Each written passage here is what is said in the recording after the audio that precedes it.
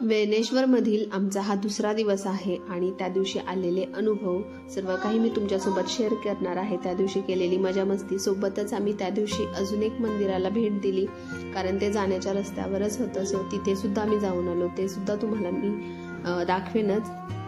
आणि सोबतच आधीच्या व्हिडिओमध्ये ज्या काही गोष्टी राहून गेलेल्या होत्या त्या सुद्धा या व्हिडिओमध्ये मी ॲड केलेल्या आहेत, त्यामुळे व्हिडिओ शेवटपर्यंत नक्की बघा। या व्हिडिओमध्ये मी तुम्हाला वेणेश्वर गावाचा सुंदर नजारा दाखवणार आहे आणि तेही ड्रोन शॉटमधून। अतिशय छान असं सुंदर निसर्ग सौंदर्याने नटलेलं वेणेश्वर गाव तुम्हाला दिसेल।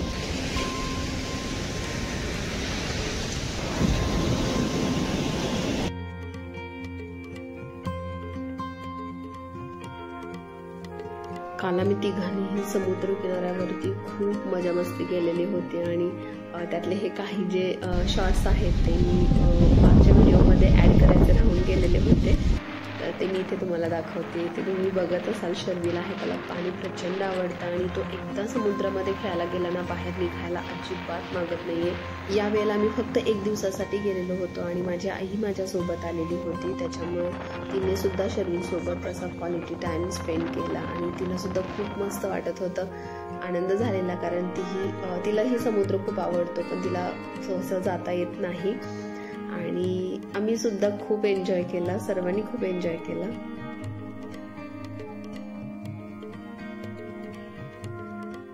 आता वाजले सकाळचे 7 आणि वेणेश्वरमधला हा आमचा दुसरा दिवस आहे। मी जे उठले ते रात्रभर समुद्रांच्या लाटांचा छान असा आवाज येत होता आणि आता मी बाहेर आले गॅलरीमध्ये, तर समोर एकदम शांत समुद्र आणि किनाऱ्यावरती सगळ्या लाटा येतात, लाटांचा खूप आवाज येतोय आणि बऱ्याच बोटी पण दिसत आहेत, बऱ्याच आहेत, पण थोडंसं अंधुक आहे अजून, त्याच्यामुळे व्यवस्थित दिसत नाही। थोडा वेळ असं उजाडल्यानंतर दिसेल आणि काही बोटी खूप लांब आहेत आतमध्ये, त्यांचा हलकासा प्रकाश दिसतो, जे बोटीवरती लाईट लावलेला आहे त्याचा थोडासा प्रकाश दिसतो। हे बघा इथे एक बोट दिसतीये, ही थोडी जवळ आली आता। इकडे पण पाठीमागे बऱ्याच बोटी दिसतात। पळायच्या अगोदर पडते रे खाली सगळीकडे। हात सोडू नको, सोडू नको। गोळा करायला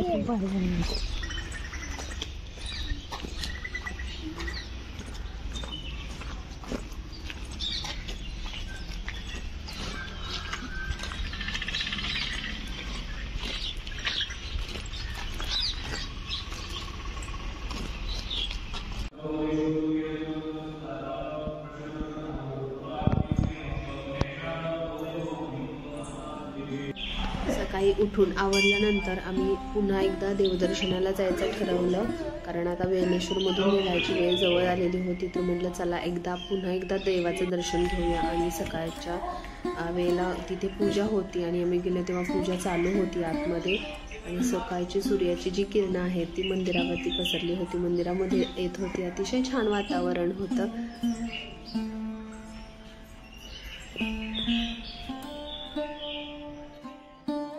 मंदिराच्या बाहेर ही अशी एक छोटीशी विहीर आहे, अतिशय खोल अशी ही विहीर आहे आणि त्याच्या बरोबर समोरच तुम्हाला मंदिराचं बांधकाम दिसत असेल, जे मी आधीच्या ब्लॉगमध्ये सांगितलेलं आहे की हे रामेश्वरम मंदिर आहे आणि त्याचं जीर्णोद्धाराचं काम सध्या चालू आहे। तर तुम्हाला ड्रोन शॉटमध्ये सुद्धा ते व्यवस्थित दिसलं असेलच, पण इथे मी प्रत्यक्ष दाखवते। तर हे असं त्यांचं कन्स्ट्रक्शन सध्या चालू आहे आणि हे बघा तुळशी वृंदावन, अतिशय मोठं असं तुळशी वृंदावन इथे आहे। मंदिराचा जो परिसर आहे तो अतिशय प्रशस्त आहे, मोठा आहे, खूप छान आहे।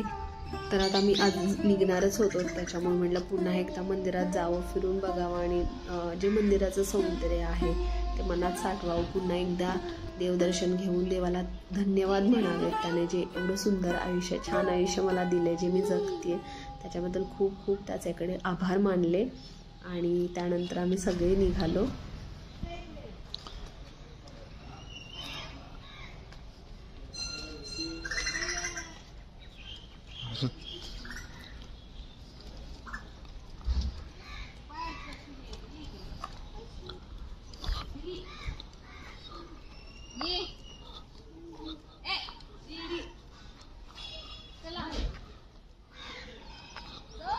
सकाळचे 9 वाजलेत आणि आता मी पुन्हा दर्शनाला आलो.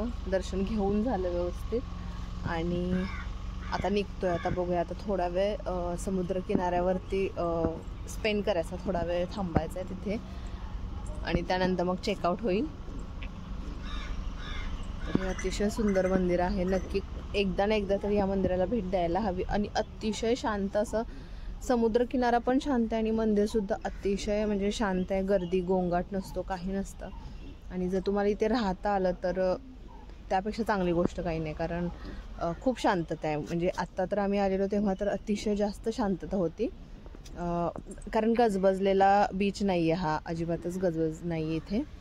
थोडीफार जी लोकं होती ते थोडीशी त्यांची पिकनिक वगैरे करून निघून जातात, कारण इथे बघण्यासारखं म्हणजे महत्त्वाचं आहे ते मंदिरच आहे आणि बीच आहे तो अतिशय शांत आहे. त्याच्यामुळे लोक त्याचा आनंद घेण्यासाठीच येतात इथे.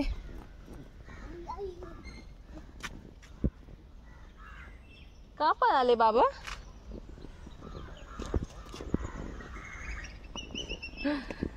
फोटो काढायला गेले, एक फोटो घ्यावा म्हणून.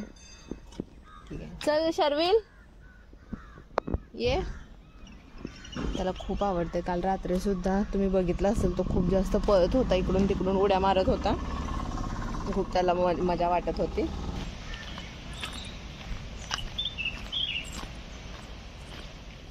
मुरीच बनवायचा तिचा व्हिडिओ. असा समुद्र घेत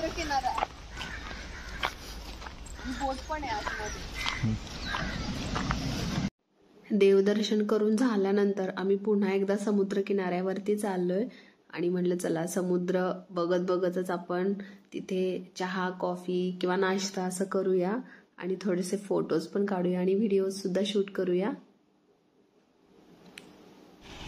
आणि इथे बघा आजी आणि नातू कसं समुद्राचा आनंद घेत मस्त निवांत बसलेले आहेत.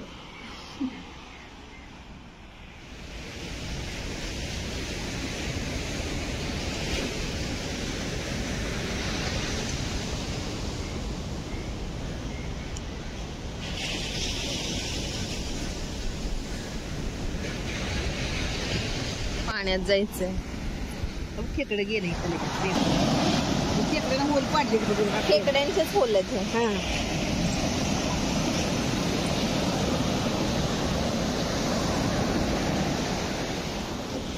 ते शर्विल आणि स्वप्नील बसलेत.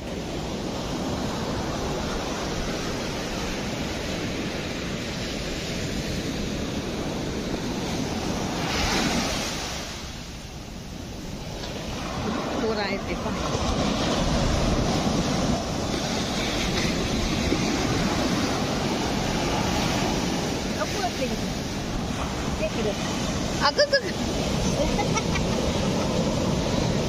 आता भिजवलं असतं लाटेने आपल्याला.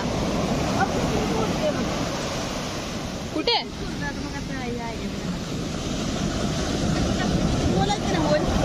सगळं खेकड्याला जायचं, बोलायचं तुम्ही सगळं खेकडे उभा आपण चप्पल काढून तेव्हा चालायचं, तेव्हा ती कळते आपल्याला. हे बघ पांढरा खेकडा. इतका रेतीमध्ये एकदम ना मॅच होऊन गेलाय बघ, एकदम मॅच होऊन गेलाय.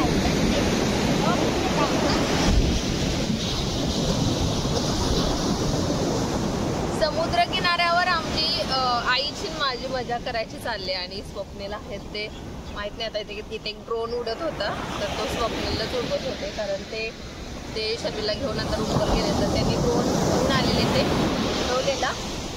तुम्हाला लाटांचा आवाज ऐकायला येत असेल, खूप जास्त लाट आहेत इथे, मोठ्या लाट आहेत आणि बऱ्यापैकी पाणी पण आता वाढलंय, कारण काल रात्री एवढं नव्हतं, कमी होतं. आनंद देणारा अनुभव आहे. कोकण म्हणजे बोलतात ना स्वर्गात आल्याचा अनुभव होतो, तसंच होतंय आणि आई सुद्धा एन्जॉय करते. आता मी पण नवीन ड्रेस घातला त्याच्यामुळे मला खराब नाही करायचा, कारण काल ऑलरेडी खूप जास्त खेळून झालंय. पण कॅमेऱ्यामध्ये सगळ्याच गोष्टी कैद नाही करता येत. काही क्षण असतात ते स्वतःसाठी सुद्धा ठेवले पाहिजेत असं मला वाटतं. त्याच्यामुळे मी सगळ्या गोष्टी सतत मोबाईल हातात घेऊन शूट नाही करत बसले. आणि इकडे आईला खूप छान मजा वाटते. पण बिचारे खूप जास्त कंटाळून गेले, कारण कोकणातला प्रवास असतो तो खूप जास्त म्हणजे खूप वेडीवाकडी वळणं असतात आणि लहान रस्ते असतात. म्हणजे जरी कार घेऊन आलो असेल आम्ही तरी सुद्धा वेडीवाकडी वळणं असतात, त्याच्यामुळे खूप जास्त त्रास होतो. उलटी वगैरे तिला त्याचा थोडासा त्रास होतो, त्याच्यामुळे कंटाळली. पण बाकी छान आहे. तर आता आमचं जायची वेळ जवळ आली. तर चला, मी सुद्धा पायावर अशी बसून बोलते ना, तर मी सुद्धा थकले. आता मी उठते.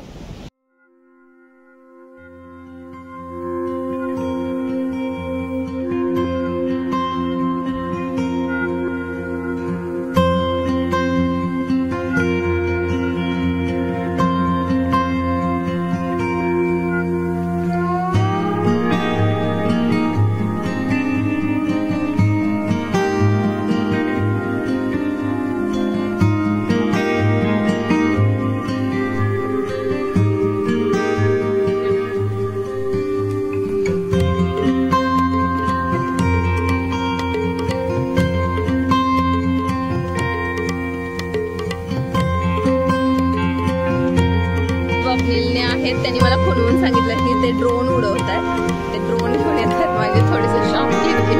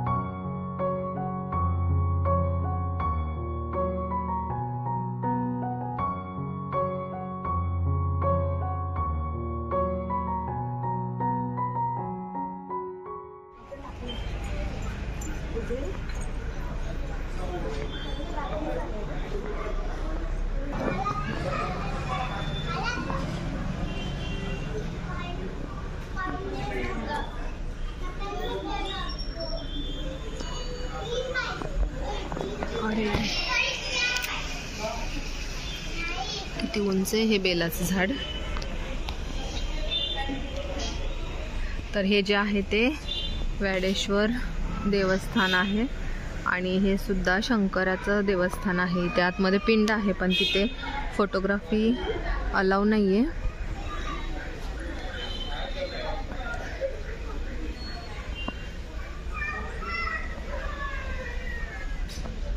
आणि हे जे आहे ते लक्ष्मीनारायण मंदिर आहे. हे जे आहे झाड ते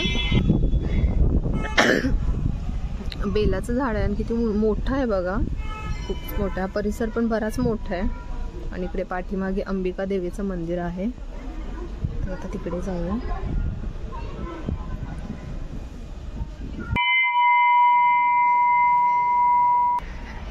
मुख्य मंदिराच्या पाठीमागे अशी लहान लहान मंदिरं आहेत. आता हे अंबिका देवीचं मंदिर एक पाठीमागे आहे मुख्य मंदिराच्या मागे. आणि इथे जे आहे ते गणपती मंदिर आहे. शर्विल, हे आहे ते गणपती मंदिर.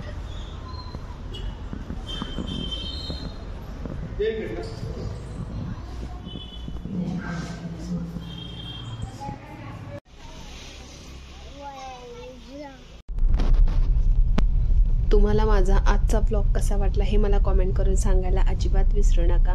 आणि जर व्हिडिओ आवडला असेल तर त्याला लाईक आणि शेअर करा. आणि हो, अजूनपर्यंत माझ्या चॅनेलला जर सबस्क्राईब केलं नसेल तर नक्की सबस्क्राईब करा. धन्यवाद.